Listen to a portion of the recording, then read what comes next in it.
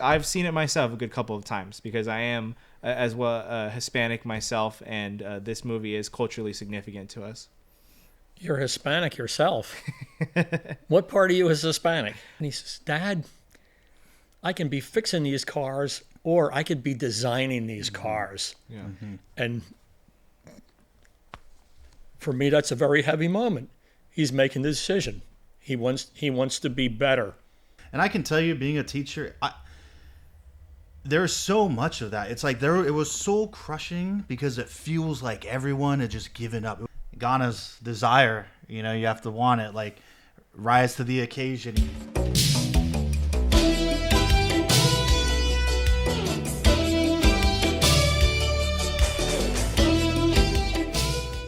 Hi, welcome to The Real Generation Gap. I'm BJ King. I'm Fred Satilli. And joining us today is special guest Rudy Ruiz, who is the host of his own movie reviewing podcast, Drinks and a Movie.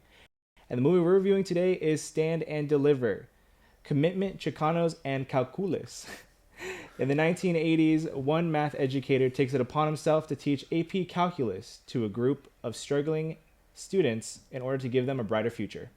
So, Rudy, the reason you asked to come on this episode today is because you recently just saw a screening of Stand and Deliver. I wish I had seen that myself. And not only that, but you personally know one of the actors from the movie itself, that's pretty cool. Yeah. This was just maybe 4 weeks ago at Vidiots and Eagle Rock. They did a double feature of both this and The Ballad of Gregorio Cortez, which is another 80s Edward James Olmos led film, which is really great if y'all haven't seen it. And yeah, Edward James Olmos was there, so he introed both movies. Oh. Yeah, it was pretty cool to hear him come out and talk about him.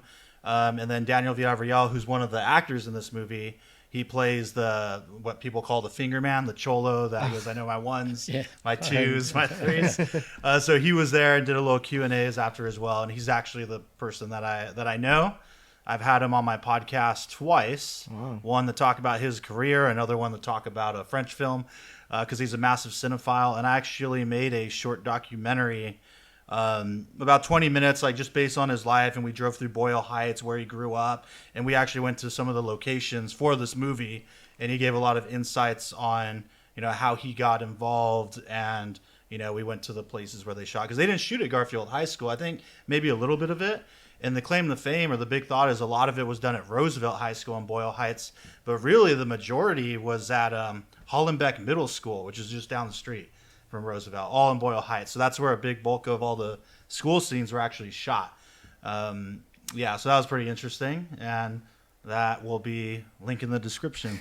That's cool. We'll throw that in there. And the documentary sounds pretty cool, too. Yeah, it was cool. Yeah. Well, I mean, I have a little bit of a story, too, with this movie. And I was telling you, Rudy, a while ago that I took 3 years of Spanish in high school. And every hold on. It's relevant.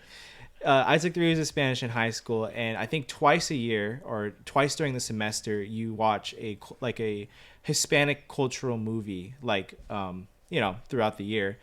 And it's Viva Zapata. It's usually always one of two movies. It's always either, for some reason, Selena, which is about the Texicano singer, and then it's Stand and Deliver. So I've seen this movie about 3 times from school, because it's an important part of the Spanish curriculum, and also because I've seen it myself a good couple of times because I am as well Hispanic myself, and this movie is culturally significant to us. You're Hispanic yourself. What part of you is Hispanic? On my mother's side, my mother is she's Mexican, and she is a full-blooded Chicano. Oh, I didn't realize that. I thought both your parents were Korean. Nope. Okay, and it makes sense to see a movie like this in school because it glorifies school and it glorifies the success of school. So I can certainly see showing that to... And it strikes me funny, too. I'm the one who recommended this movie. You guys have more mileage or more investment in this than I do. Why did you... I guess what about right now... Why did you suggest this movie is what I'm getting at. Sorry, I'm making that... Well, when we started The Real Generation Gap, I began to think of what were movies that I thought were really great. And not anybody can say The Wizard of Oz, that's obviously great, but maybe somebody hasn't seen. And this movie's kind of obscure, and it just went on my vast list. I mean, I got, another 50 that I think are tens. I mean, I have the movies like Temple Grandin, and we did A Lion in Winter, right, recently, Doctor Strangelove. The Russians are coming. We're going to do that coming up. And this just happened to be a week or so ago. I just, for no particular reason, it was on the list, and I don't want to do the same kind. Like, I don't want to do like a war movie. So we just did a movie from 1183. I thought something a little more contemporary would be a good idea, and there it was. And this movie tugged at my heartstrings so many times throughout. The things that these people all had to overcome. There was little micro battles. That one girl was a little overweight. The guy called her the gordita, and that was her struggle, right? And then there was the beautiful girl who was too good looking to be. Guys wanted to go on dates with her, and she was torn, right? Yeah. And there was the hot rodder. His family's, we'll give you a union job. You'll be driving a brand new Trans Am in a year instead of this piece of junk. And I love the scene where Almost is driving the old Camaro, right? He's grinding the gears and everything, and he makes this hard right turn, and it's a dead end. And the symbolism, he says to the kid, you just see the turns, you don't see the road ahead. Let's go long range. Where are you going? The hot rodder is confronted by his father. And he says, hey, don't be stupid. You can make a lot of money. And he says, Dad, I can be fixing these cars, or I could be designing these cars. Yeah. And for me, that's a very heavy moment. He's making the decision. He wants to be better, and I don't know. I didn't grow up in East LA. I know it was a very, very ethnic, very oppressive place. I know there was a lot of gang activity, and there was a lot of compliance with gang activity. Lou Diamond Phillips portrays that beautifully. And I love at the end, he's wearing the Zoot Suit pants, and he's really playing the cholo role. But out of all those kids, he was the hardest one to get to come to class and to be respectful. At the end, he aced the test, the smartest guy in a room. So does the smartest guy in the room become a successful gang member? Because in his neighborhood, that's a measure of success, right? You look around at your environment, where's the power? Where's, what makes sense? And maybe being with the hooligans made more sense. But he was able to rise above, And then there was the girl whose family had the business. They wanted her to be a waitress. Yep. And she's then, Edward Olmos says, he goes to the family and he says, look, you can have her serving this food. You can send her to college for a few years. She'll come back and teach you how to run this business. Yeah. What do you want? So everybody is confronted with the value of education. And what a great thing for a movie. And to me, it's what makes the movie great. Hopefully this will inspire thousands. So the math teacher inspired lots of kids, but hopefully the movie will inspire many, many more. So I'm hoping that people will see this, with us and say, hey, I know some people that should see this. That's what I'm hoping. Yeah, you have a little bit of a stake in it, Rudy, because you yourself, you have some experience of being an educator, like in high school, I believe, right? Yeah. So, I mean, like, how did seeing this movie sort of, draw that out from you? Like, how did you feel like it related to you as an educator and stuff like that? Oh man, that's a tough question. And it's a different era now, right? For sure, than when Jaime Escalante was doing this in the 80s and whatnot. But I mean, it resonates with me because I really appreciate teachers that can connect with their students and find interesting ways to deliver information, rather than just being boring and straight out the textbook. Like here, it's like, all right, you have the apple on your desk, and it's simple, right? But you have the apple on your desk. How much is that? How much is this? Or even the way he's creating these word math problems, but using like, all right, so-and-so had this many gigolos and this and that. Right. And like getting, and they're like laughing, but they're getting engaged in the process and all that. And that how he gets them somehow to even care about the history of the math and what they're doing. One scene that sticks out to me, and this goes with those micro battles you were talking about, was the one girl who's like, I guess the prettier one of the bunch that everyone wants to date. And when she's talking to her mom about like, oh, Isaac Newton did this and discovered this, but really it was the other guy, whatever. But she goes into, the mom's like, well, boys don't like girls that are too smart and this and that. Boys don't like that. Just focus on that. And then she says, well, I don't want to have to depend on anybody. I just want to. Yeah, I don't want to depend on some man. Yeah. And then the mom is like, I wish I didn't have to have depended on some man. Yeah. Yeah. I'll tell you, I cried in this movie. Mm-hmm. The one girl, her mother worked hard all day, and the young girl wants to read the math book, and her mother says, Mija, can you turn the light off? And she's like, I need to read this. Yeah. But she respects her mother and turns the light off. But they all had that. Mm-hmm. They all had to get up real early in the morning and come to classes before school, 7 a.m. Mm-hmm. Just imagine the sacrifice these kids made. Just imagine how inspiring this guy must have been. And I thought a lot of it had to do with his unflappable demeanor when he's confronted in the early part of the movie by the gang, right? And the guy who says 1, 2, 3, right? Yeah. And he says, this is my turf. I'm the shot caller here, right? He speaks his language, and he stands right up to him, looking right in the eye, And so it's like, okay, all right, you're going to hold your ground a little bit, and everybody sees him hold his ground. Then the really heavy thing of when the one girl realizes that the school is in financial trouble, they're going to lose their accreditation. And he's the guy trying to raise the level of success of the students of the school in their neighborhood. Mm-hmm. He doesn't need to do this. He can teach anywhere. But he's decided to take this on. Did you ever hear of the movie To Sir With Love? No. It's a British movie. It's the same situation. A guy comes, he's very proper, and the school they're British hooligans. And he says, you call me sir,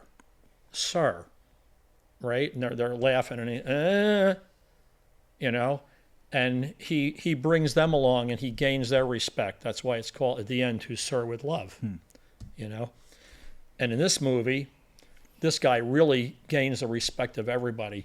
In fact, here's the tough guy. And you see Lou Diamond Phillips behind him. He's backing him up. Yep. He's the shot caller. He's confronting this guy. But when this guy when the teacher really gets a beating, not a physical beating, not by them, but in his life, when everything is looking really dark, this kid wants Lou Diamond Phillips to decide it's him or me. Mm-hmm. He's out there driving together, and he says, now I want you to do this. And Lou Diamond Phillips just turns his head and walks away. And that guy, rather than be a vindictive coward and attack him or whatever, or try to assert his strength, he backs his friend up. Yeah. He understands what it means. It's a very touching deal, And they get together, they're hot rodders, and they get together and they steal his car and they fix it up. Yeah. They doll it up. And now you're one of us, right? You got a street rod now. You got a ride now, not just a car. It's really heavy. Mm-hmm. It's really, Yeah, the movie does an extremely remarkable job of really capturing that humanity of every character. A lot of that is due part to the acting, especially to Edward James Olmos, and of course Lou Diamond Phillips, but also the supporting cast as well. Oh yeah, they do a tremendous job of capturing just how tiring it could be to live under the circumstances that they're under, because it's a story about overcoming the struggles that come with poverty and class and stuff like that. Oh yeah, and they really do a really terrific job of capturing that. It's tiring, it's demoralizing, it's soul crushing at times, and Mr. Escalante is trying all of his best to show these kids that it doesn't have to be like this, forever. It doesn't have to be like this for the rest of your lives. And I think, that struggle between a lot of the students and their parents comes from the fact that they did not get that opportunity when they were younger. And Mr. Escalante is trying to tell the parents and them that they do have this opportunity now. And if they don't want them to be where their parents are, where they're in this sort of this kind of limbo, that they can. Yeah, you don't have to be a restaurant worker or a picker or something like that. Yeah, exactly. You can become an engineer. Mm-hmm. And math is the ultimate engineering tool, as far as I'm concerned. And another thing that they brought out in the movie, a social issue is this teacher had a supportive wife. You couldn't do something like this if you had some selfish woman who just, wanted you to make more money or spend more time at home. She allows him to be 24/7 into this, and she respects what he's doing. That's a special kind of woman. So I'm very proud of that role, that's part of the story. A lot of times your own life, they say a lot of your success is the company you keep, and marrying the right or wrong person or having the right or wrong friends can really make the difference. So it's very, very cool. And even in the movie that we watched, the Korean movie with the police that opened the restaurant, right? The top cop, his wife was supportive of him. And that's, I always like it when I see that, because there's a lot of selfishness in society now. And when someone says, well, if you're going to put yourself, your whole life on the line, you're going to sacrifice, I'm going to stand by and support that. One more touching aspect of the movie for me. Well, I feel like another aspect that you can't really forget with both of those movies was, in this one, Mr. Escalante suffers a heart attack. And a little fact here, that part's not historically accurate. The real Jaime Escalante didn't suffer a heart attack. He actually just had a gallbladder infection, or I'm sorry, inflammation. That's still painful.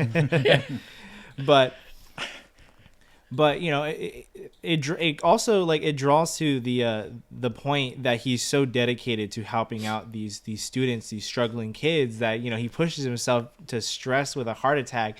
And then, like, it's in that moment where his wife says to him, is like I understand what you're doing is like this noble thing, and like you're trying to do this thing, help these kids out, but you're destroying yourself, and you have to remember that the kids you have at home as well. And once again, there's that humanity and that struggle that goes on for all the characters. Because for Jaime Escalante, his struggle is that he's in trying to raise these kids up. He has to sort of act as a foundation, but he himself towards the end of the movie starts splintering. I mean, he has that heart attack, and he has that struggle at home with his wife as well and his family, as well as like no time for himself. So it's like all around that there's struggle, and that there is this ingenuity as well as this determination of like human spirit going on in this movie. But just realize his students see this. He's getting beat up too. They're making sacrifices, but so is he. So that really puts you on the team, right? If he was doing this with a great big golden parachute, they'd be like, oh, well, when you go home at night, you're eating steak and we're eating beans, right? But no, this guy, he's in the hospital, and they say, well, you got to take it easy for 2 weeks. Nope, I got to go. Yeah. Nope. He's not having that. That's a champion. Do you know the difference between a hero and a champion? Yeah, well, go ahead and tell us. When it's the end of the last game in the World Series and a guy hits a home run and we win, he's a hero. A champion is a guy who bats 400 year after year. Right? Its champion has stamina. Hero is a one-time moment. Right. Hey, you're the hero today. You'd be the GOAT tomorrow. But yeah, this guy's a champion. He makes the kids into champions. They have to endure years. This thing didn't happen in one marking period. This is a couple of years of work. First, he had to teach them algebra. And this is the thing that you said that in the introduction here. He teaches them algebra. He gets them pretty well along through math. They're starting to be able to conceptualize, math that's more than just, Euclidean geometry or, something like that, or just arithmetic. He writes the word calculus on the board, and Lou Diamond Phillips comes in and says, hey, what's calculus? Hey, Kimo, you proud of me? I'm the first dude here. What's calculus? I love that kind of running gag with Lou Diamond Phillips' character too, because he's always late, so right. Escalante's always on him, and in that moment when the class ends and he comes in, he's like, are you proud of me? I'm the first one here. And what is calculus? Yeah. Calculus. And at one point he goes, I got something terrible to tell you. You're going to really trip. This isn't going to be good. What? He goes, I forgot my pencil. Because the rules in that class were strict. Yeah. If you were late, you were out. It's so the filmmaking is so efficient too, because we're talking about a lot of different aspects and seeing just enough of the student characters' lives to give us some background and for them to develop, as well as Escalante, all done within a solid, and again, a couple of years going by within a solid, hour and 40 minutes, I think it is. Whereas like nowadays, if they made this, and sure, I could be down to see a little bit more, but it would have been a 2.5-hour movie, probably a bit of lollygagging. But here it's like, I mean, think of how much we've already said that they've done, and they've kept it so tight. Every scene, every shot is meaningful. Like one little bit that I didn't even recognize it's important in its foreshadowing until I think probably the second time I saw this was when he gives them one problem to solve and then all of them are getting it wrong. And they're like, no, we all got the same answer. And he's like, oh, we got to start over. You guys, it's so easy. You're missing it. And it's like maybe a third into the movie. I feel like it's fairly early on. And I realize on repeating viewings, like the importance of that is like, that's why they made that mistake when they did the test later. Like that was that moment where, and he even tells Andy Garcia when he's talking to him, he's like, well, I'm their teacher. They all learn from me. So maybe I messed up at some point and I didn't realize it. Right. Cause they all knew they were right. Yeah. They're like, no, it has to be like we double, triple checked. All of us have it, but he's telling us we're wrong. And then the fact that, that plays a part later, I loved, and I can't believe I didn't even realize that the first time, because they plant that seed pretty early. And he says, he goes, I want to see the mistake they all made. Yeah. Because he knows it was his fault. Mm-hmm. Yeah. Right? I'm their teacher, yeah. He tells him. And you're right about jamming a lot of stuff into a short amount of time. Mm-hmm. There was one point where a bunch of guys are having a fight in the schoolyard. Lou Diamond Phillips realizes that those are his homies, and he absolutely has to go in the fight, because if he doesn't, he's out. When your friends are in a fight, you're going in face first. Yeah. That's the rules, right? You guys, I don't know how street you are, but you can't sit back and watch your friends get beaten. Your relationship is over if you do that. So he's got to go in, and the teacher realizes this, and he grabs him and he holds him and he ties him up like a boxer. He pulls his arms down. He ties him up. You're not getting in this. This isn't going to end well. Those guys, they're going to run for their life or be killed or go to jail or whatever. And he holds them back like that. And that's another touching, tear-jerking moment. And that scene, 45 seconds. Yeah. But they got it in there. And when you do something now, Lou Diamond Phillips is like, holy mackerel, this guy saved me from whatever fate would have been. I mean, he could have been stabbed or injured or killed or, yeah, and or incarcerated, but he wasn't. And, Edward James Olmos did a really good job of being a tough guy without being a tough guy, right? Yeah. Like he always rose to the occasion with just enough force and just enough stamina or whatever to back everybody off. Yeah. And that's to head fake somebody or psych somebody out, look somebody in the eye and have them back down even though they're twice your size. That's a real quality in a man. Yeah. Yeah, that makes me think of that scene earlier in the classroom that you brought up when he has his first kind of altercation with the lead cholo with Daniel. Yeah, 4 guys. And I love when they were like, I think it's Lou Diamond who like messes with his pocket or whatever, and him being the teacher tells him, he's like, I wouldn't do that if I were you. You might lose a finger. Right. Yeah. Now, and then you wouldn't be able to count to 10. Yeah, you wouldn't be able to count to 10. Yeah. Right. I love it, man. There's some stuff you can't do now. That's why I think that line you said about like it being so efficient is such an apt like description, because every line is like it has a purpose and it doesn't miss its mark.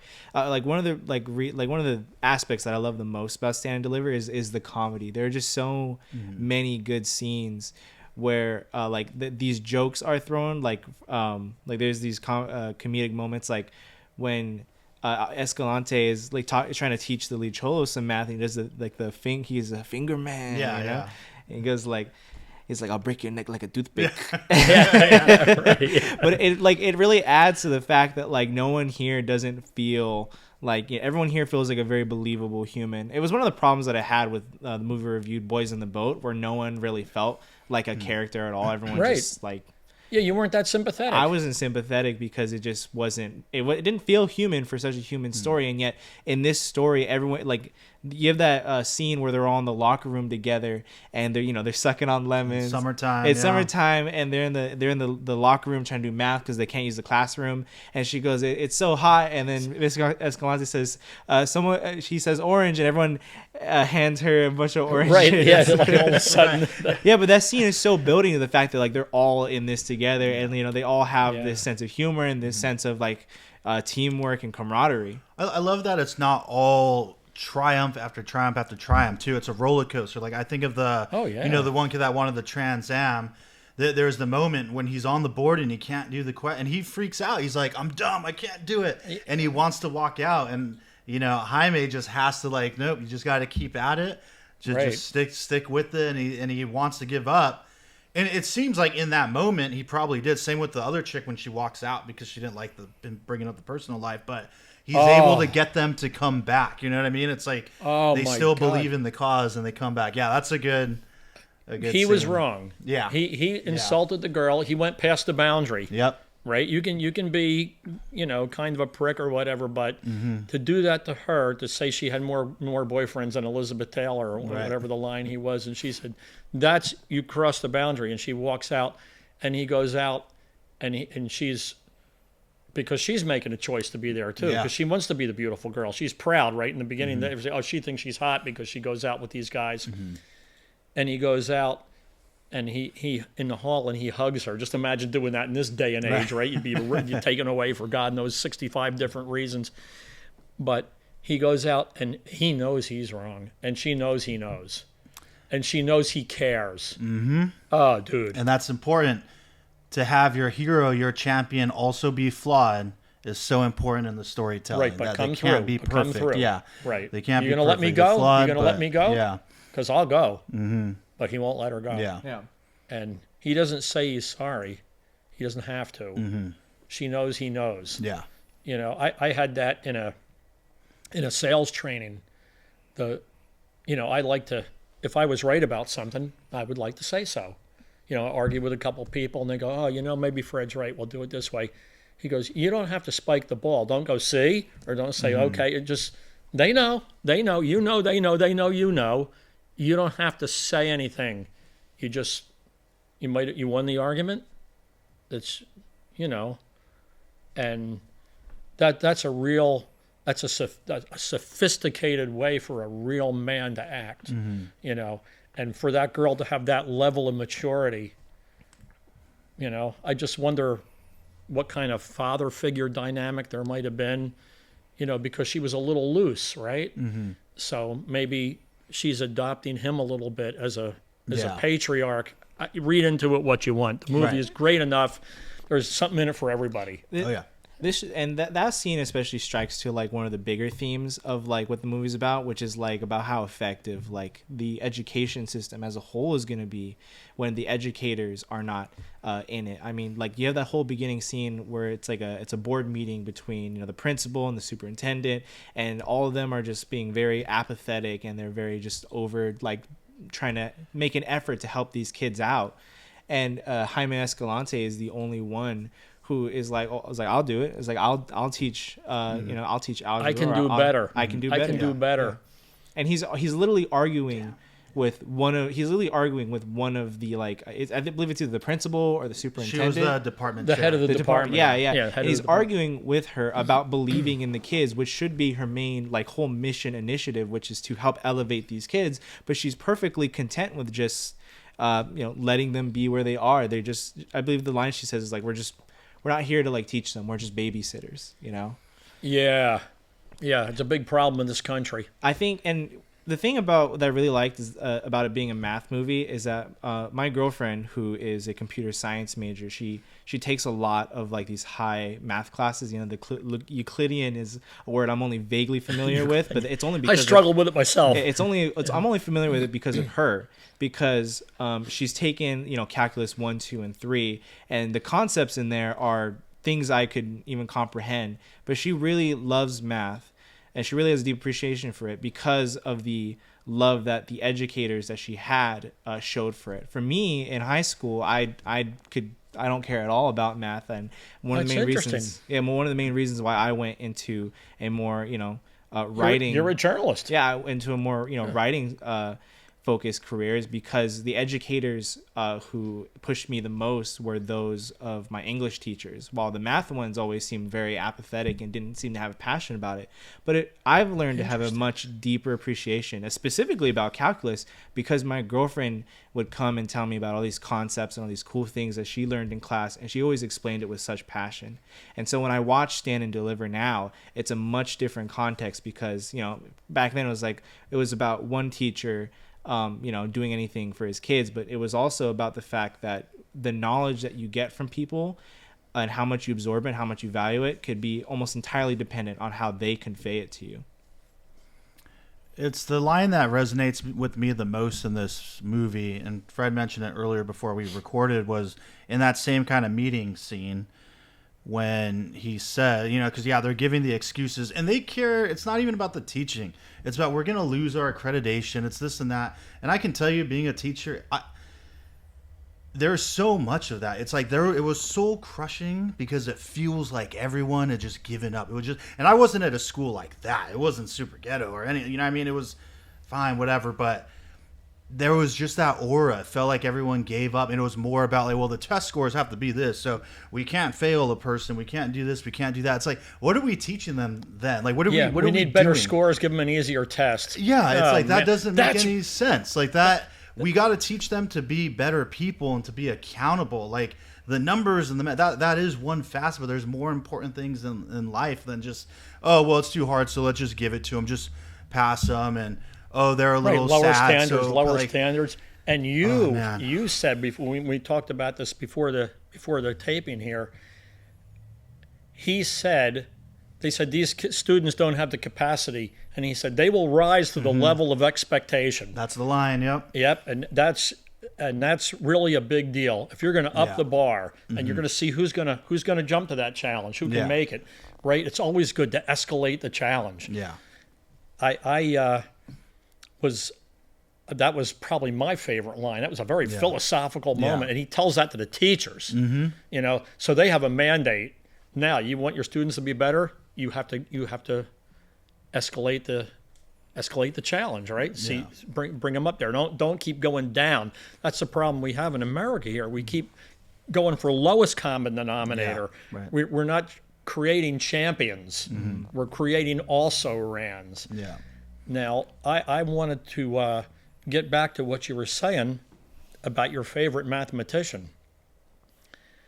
In mathematics, there is something called the given.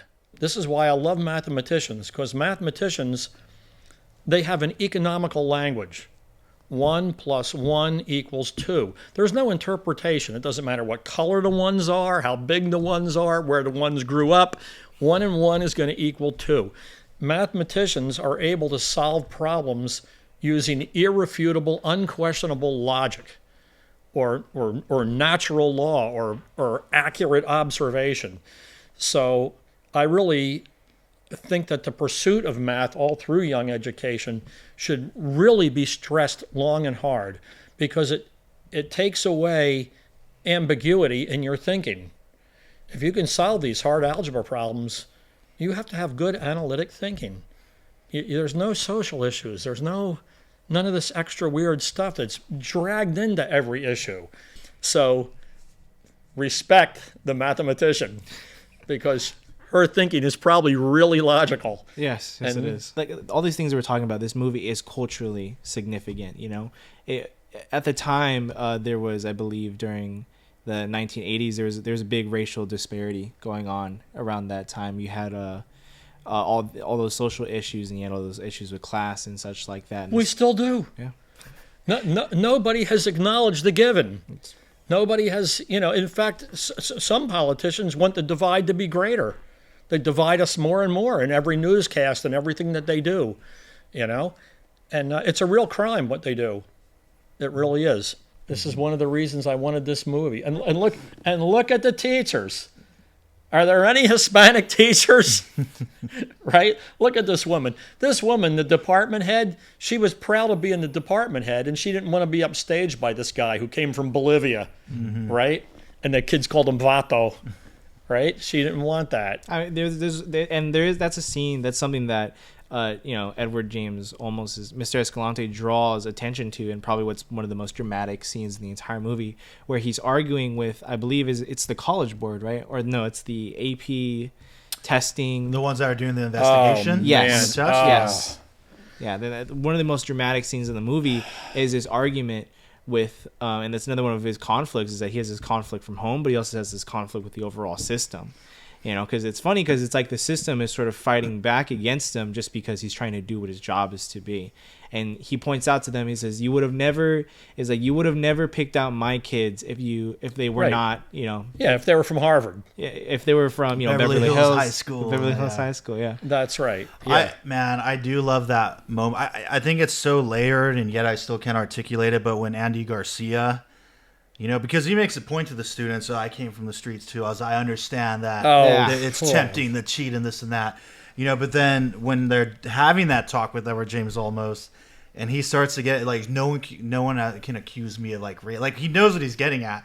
And I love that he like loses it for a second when he says, I catch you on the street. That's a great moment. But yeah, Andy Garcia, and he just like, no one can accuse me of racism, this and that. And I just love that moment. And then Escalante, the perfect ending, like just, we'll take it again or whatever, but if I catch you on the street, I'm gonna kick your ass. I love that. Those scores would have never been questioned if my kids did not have Spanish surnames and come from barrio schools. You know that. All right. We've been patiently explaining our position and listening to your complaints, but now our conversation is over. There's something going on here that nobody is talking about, and you know what it is. No one has the right to accuse me of racism. No one has the right to accuse me of racism. I know well how to spell discrimination. I thought this was over a long time ago. Are you doing this to my kids? There are two kinds of racism, Mr. Escalante. Singling out a group because they're members of a minority, and not singling out a group because they're members of a minority. My kids could teach you a thing or two, Johnny. I'm gonna call security if you can't control yourself, Escalante. Go for it. You didn't show me the test. You didn't prove anything. My kids didn't do anything. I'm gonna prove you guys wrong. I hope you do. Because it's not between you and me. Maybe not. But if I catch you on the street, I'm gonna kick the shit out of you. And I highly approve of that. There has to be consequences. Yeah. If you're being a jerk and you know you're being a jerk and you're enjoying being a jerk, you need a beating. Back in the Old West, they used to say, and we talked about this movie a lot now, but we didn't even talk about the whole ending where these kids all ace the test and then they all get accused of cheating. Yeah. And ultimately, they have to fight to be able to even take it again to show that they didn't cheat. And then the part that I hated was no apology. Yeah. You think that Andy Garcia and this other guy, you think that they would have had to say, look, kids, wow, we were wrong in a major way. And you know what? We're gonna donate to your college fund, or we're gonna do something substantive. We're gonna write letters of support and everything, or anything, whatever. But that wasn't portrayed in the movie. This is a movie. This is not a documentary. None of this stuff really happened exactly like this. Yeah. Although that high school, Garfield High, yeah.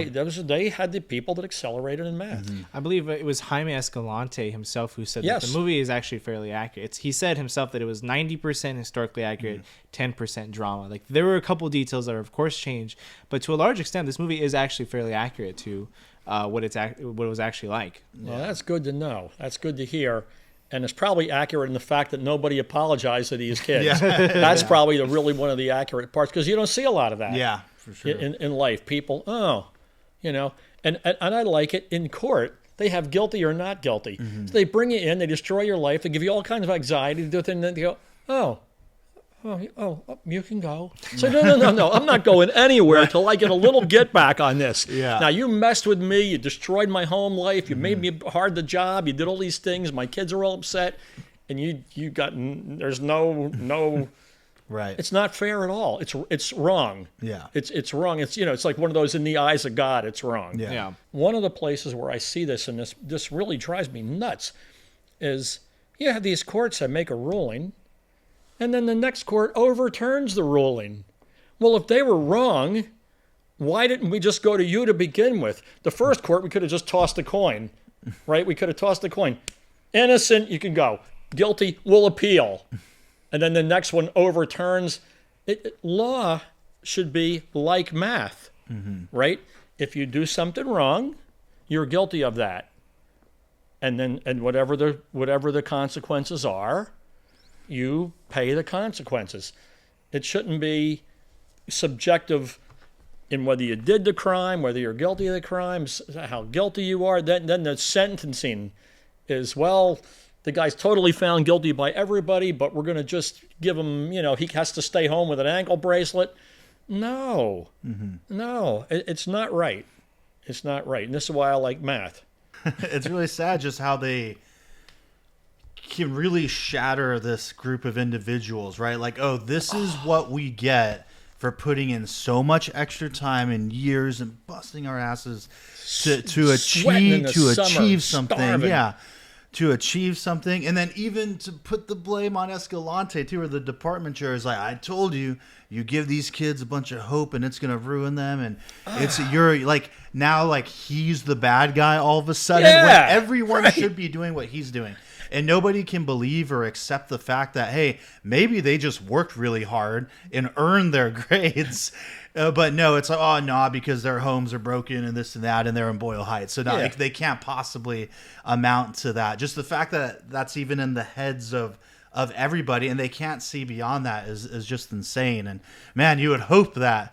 It just goes to show you how prejudiced society is. Yeah, and that nothing has been learned from that still, for the most part, I guess. But it's a real bummer. Yeah, when is it going to be learned? Yeah. When is it going to be learned?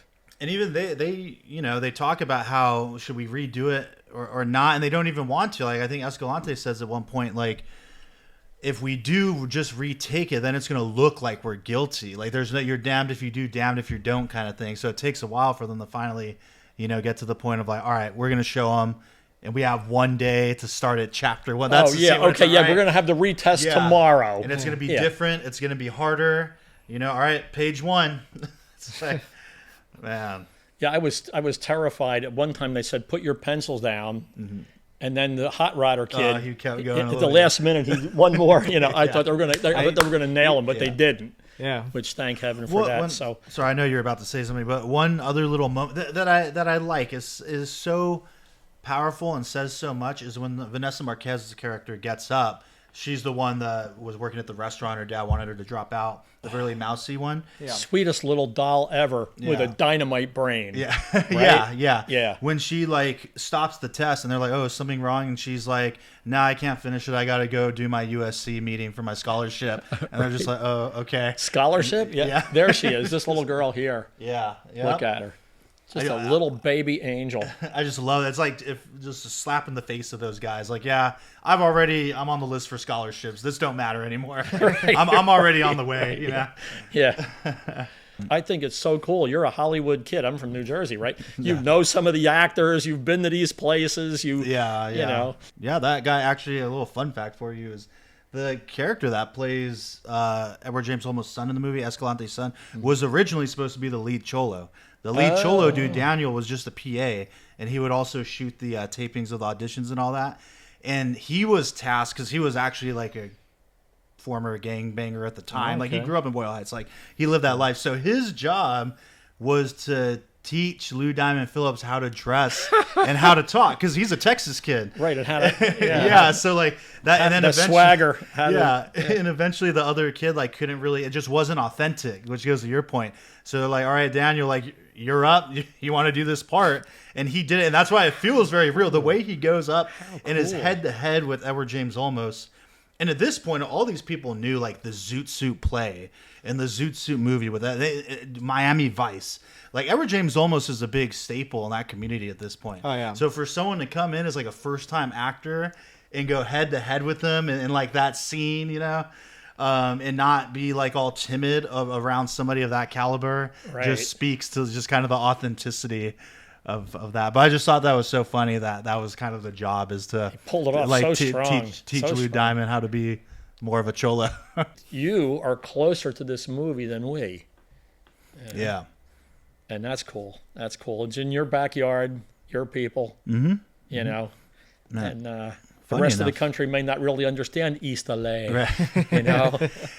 That's the great thing, is like I feel like this is definitely transcends all of that, which is amazing, right? It's like you don't even have, it's just the underdog story, determination, working hard, like, and that's good movies and good storytelling, right? It's for everybody, and this is a perfect example of that.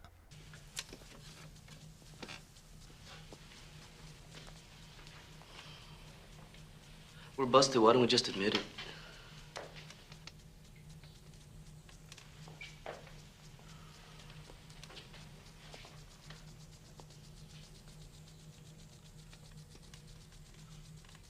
How'd you do it?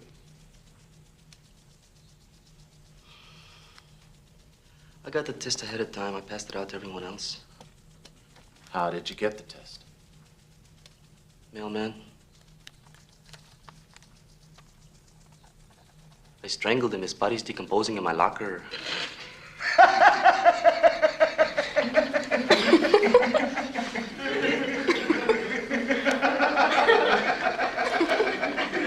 This is an inspiring movie.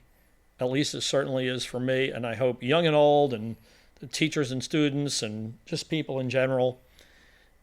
I hope that they get the idea that there are people out there, no matter how hard you struggle, they're going to try to put you down and hold you down. Yeah. And boy, is that wrong, you know?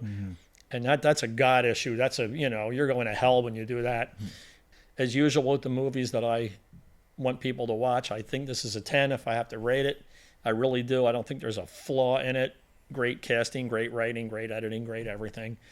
So I'm in love with it. You guys want to chime in? And this movie does a spectacular job at capturing the humanity behind trying to teach someone something else, trying to teach someone, something, but also trying to help them learn something. He finds the students who have aptitude. Yeah. So I would give this movie a 10 out of 10 as well. How about it, Rudy? Yeah, it's a 10 for me as well. And I mean, I think you guys said it all. It's very inspiring. I love it. I think also the fact that I still work with students and everything, I just try to take, honestly, for me, some of the lessons I've learned from this movie and other movies, like Ghana's desire, you have to want it, like rise to the occasion, even for myself as an individual, not just for young people, but I always have to keep that in mind for myself, to keep the standard up and to keep moving forward and all that. Yeah, set the bar high. Yeah. Set the bar high for yourself. It's great to have the bar here and make it 90% than have it here and make 100%. Yeah. Right? Yeah. Anyway, okay, BJ, give us one of your classic outros. Okay. Thank you for watching The Real Generation Gap. Once again, we'd like to say thank you to Rudy for coming here and contributing to the show. It was really great to hear some really interesting perspectives from his point of view. And leave a comment down in the comment section below. Did you feel particularly inspired by this movie? Would you say it even changed your life? We'd really like to know, so make sure you leave a comment down below. Thank you, and make sure to join us again.